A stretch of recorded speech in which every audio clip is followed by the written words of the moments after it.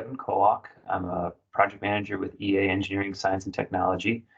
I'll be talking today about partnering success and lessons learned at the former Zephyr oil refinery project site. I put this presentation together with Steve Shaw, who was the project manager with Sevenson Environmental Services, who completed the remedial action at the site. So first, I'm going to go through a quick agenda. I'll do a quick introduction to the project team and discuss kind of how those communications were set up. I'll go through the project overview and site background, and then I'll discuss the remedial design and remedial action, focusing on technical highlights as well as lessons learned, including how the construction of the project team and communication efforts impacted the project in multiple positive ways.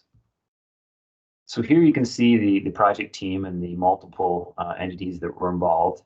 At the center, you see EPA Region 5, Great Lakes National Program Office, as well as Michigan EGLE, the Environment, Great Lakes, and Energy Department. They were the funding partners on this project through the Great Lakes Legacy Act. That act funds contaminated sediment cleanup in the Great Lakes, and it does require a cost share from a non-federal sponsor or partner. And the state in this instance was that non-federal sponsor or partner. The partnership also includes other entities such as Illinois-Indiana Sea Grant, which helped out with the outreach and led those efforts, as well as local groups, which were utilized for on-the-ground support and planning and outreach on a local level. And then you see the Army Corps of Engineers, who provided value engineering support and also RA oversight. And then you have the two contractors involved, EA, who completed all the activities from site characterization through RA oversight, and then Sevenson, who were the Glen Pox contractor with EPA Region 5 to complete the remedial action and restoration. Quick project overview. The site is part of the Muskegon Lake AOC. AOCs were identified in the 1980s between the United States and Canada, and there are 43 total areas of concern in the Great Lakes.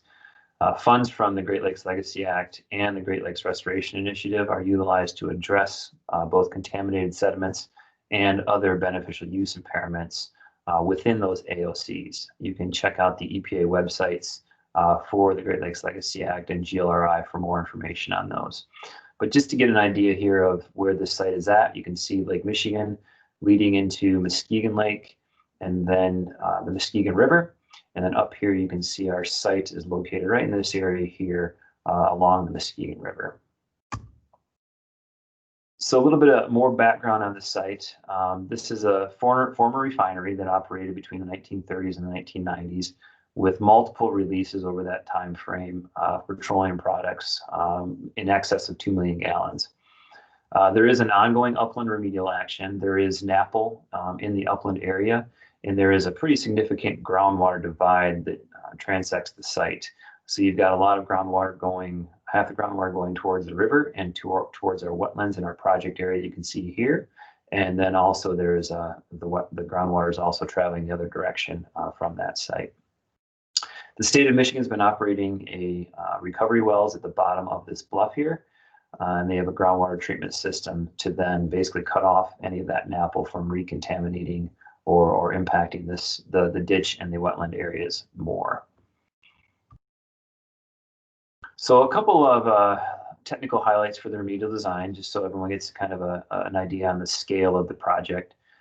This included about 50,000 cubic yards of dredged sediment that included petroleum and lead impacts, with about 1,300 cubic yards of that being characteristically hazardous sediment for lead, which we then had to treat in situ to avoid land use restrictions. Then there was a dewatering and solidification component of the sediments that was required for off-site transport as well as disposal requirements. We had water treatment requirements to meet an MPDES permit to discharge back into the Muskegon River. And then we had around 13.6 acres of wetland restoration, which would occur post-RA. So what were some of our big lessons learned from the remedial design? Number one is actively engage all stakeholders early on. And this really had a lot of different components to it. And I'll go through these in a little more detail, but just really quick. Identifying the site owner and use needs early on. In this instance, we had a fertilizer operation, which pulled water from the fire suppression ditch area. So we needed to coordinate with them early on in order to make sure they had everything they needed to continue operations and not be interfered with during our RA. Is there other RA activity that you need to coordinate with? In this instance, we had an upland RA that the state was completing at the same time, and we're utilizing somewhat of the same areas. So we just had to coordinate for traffic and for personnel and health and safety reasons to make sure that everything ran smoothly for both remedial actions at the same time. Permits, what I mentioned here is a front-end discussion. Engage the permitting agencies early on. Set up a meeting to present the project before you actually submit the application. This will help you catch any potential issues that may crop up. You'll get an idea on the details that the permitting agencies are looking for. And this also applies for Superfund and the permit equivalency. It helps you still to address some of the potential risks you may end up with and be looking at, but also it's just good to have coordination if you are still coordinating with some of the state entities on your project sites that may require you to meet certain discharge criteria, even if you're not doing that under a permit necessarily. Access agreements, I would just say triple check those. A good example here that we ran into was with the railroad. You need to make sure you drill down on certain entities to make sure you're getting all of the appropriate folks that need to approve those access agreements. You might have a larger railroad running some of that line, but sometimes it goes down to a very local entity that is in charge of that line and where you need to get the access agreements with.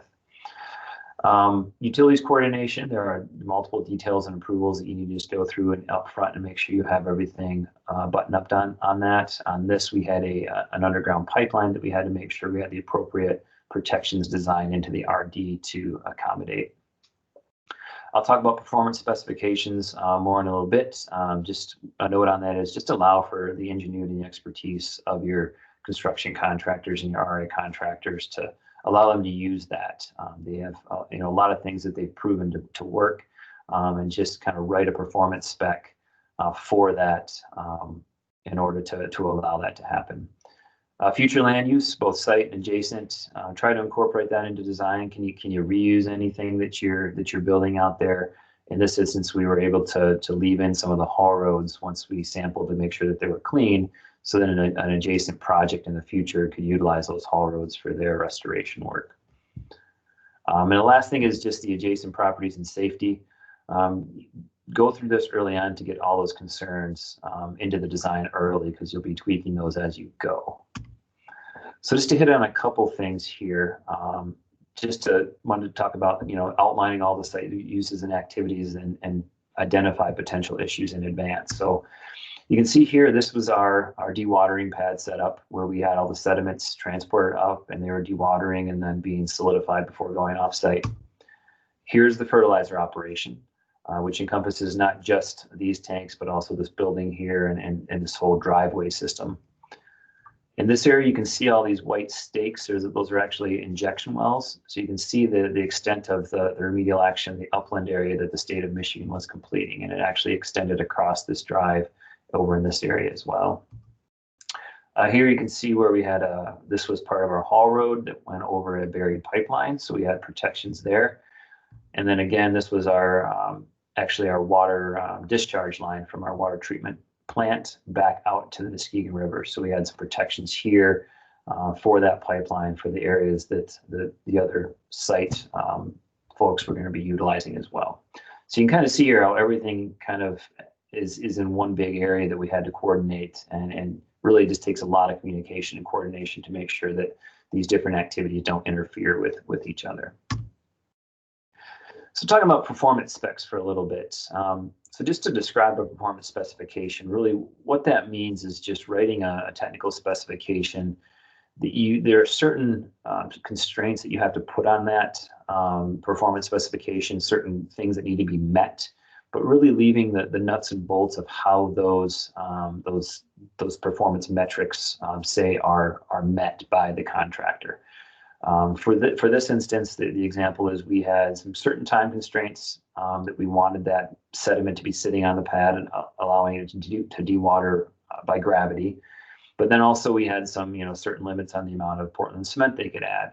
But really, when it came down to it, we didn't dictate them the process by which they manage the sediments on the pad, and even to the point of the construction of the pad. We had a minimum requirement for a stone surface with sumps and liners and that sort of thing to contain all of the water coming off of that. But we left it open for improvements. And in this case, Sevenson went ahead and they put an asphalt pad down, and that really worked out. It worked out really well to the point of EA as design engineers. We took that as a lesson learned, and now we use asphalt pads pretty much all the time now on sediment dewatering pads for our RAs.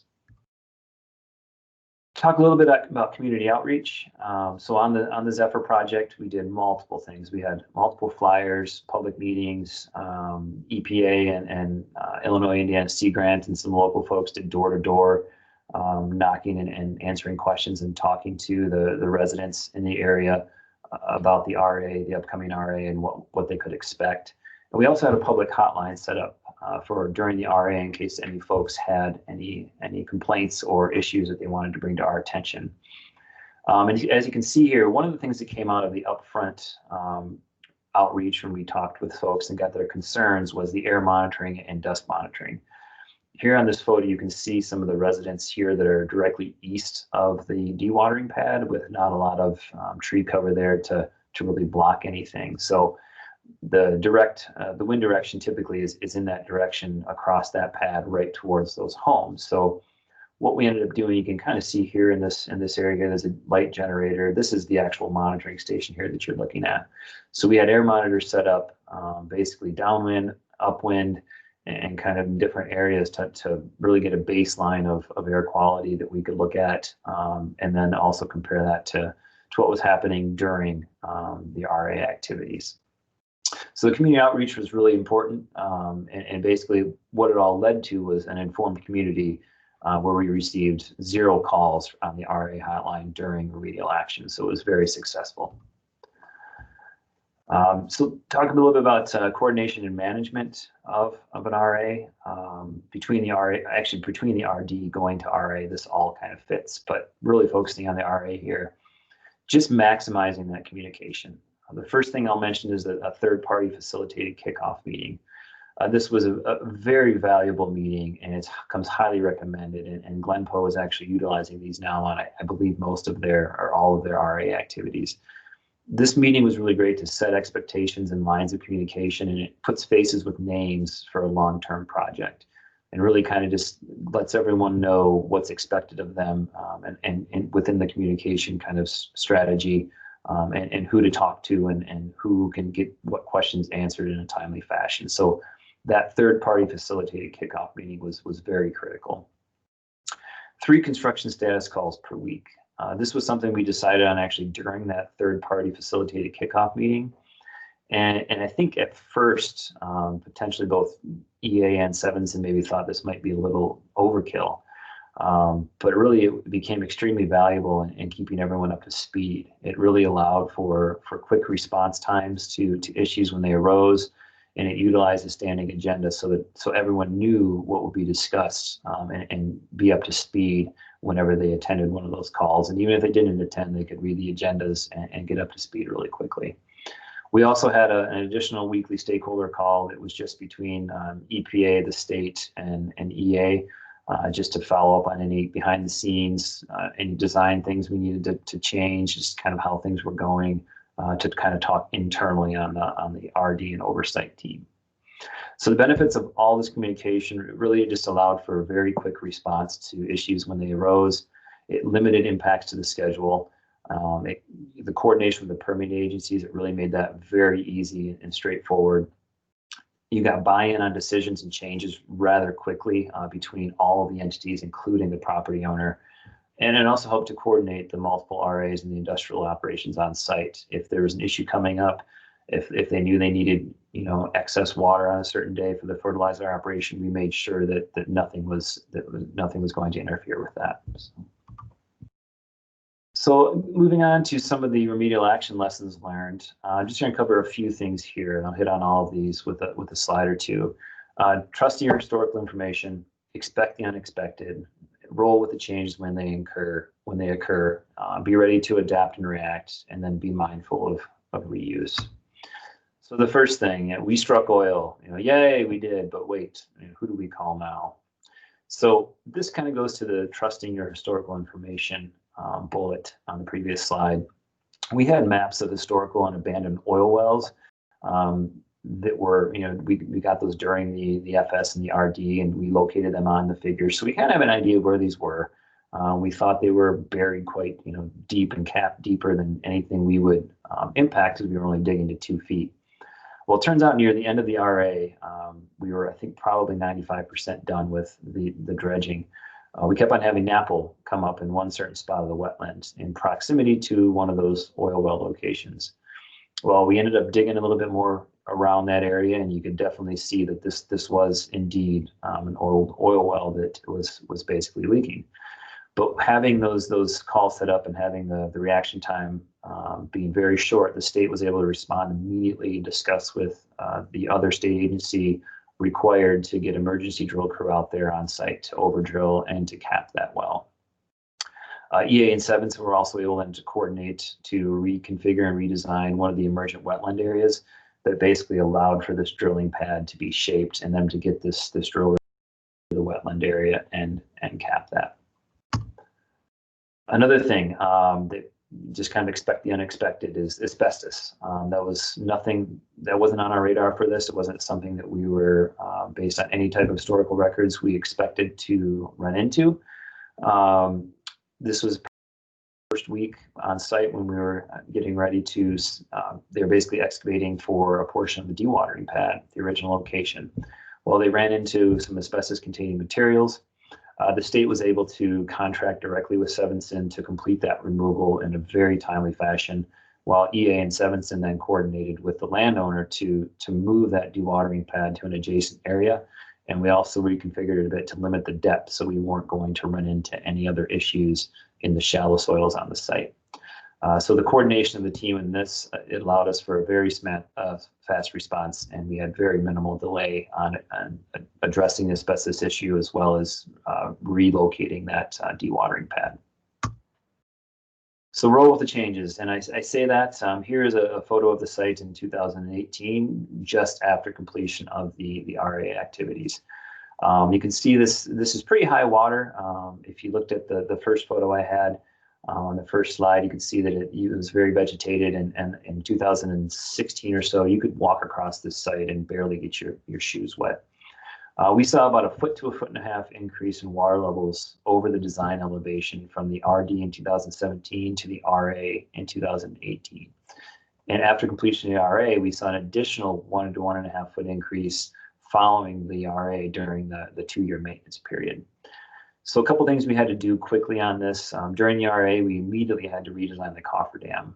The earthen portion of this, which you can see down here at the bottom, we couldn't place the sand material because there was too much standing water. So it had to be redesigned with more coarse material to be placed in the water, and then sand and the poly cover on top of that.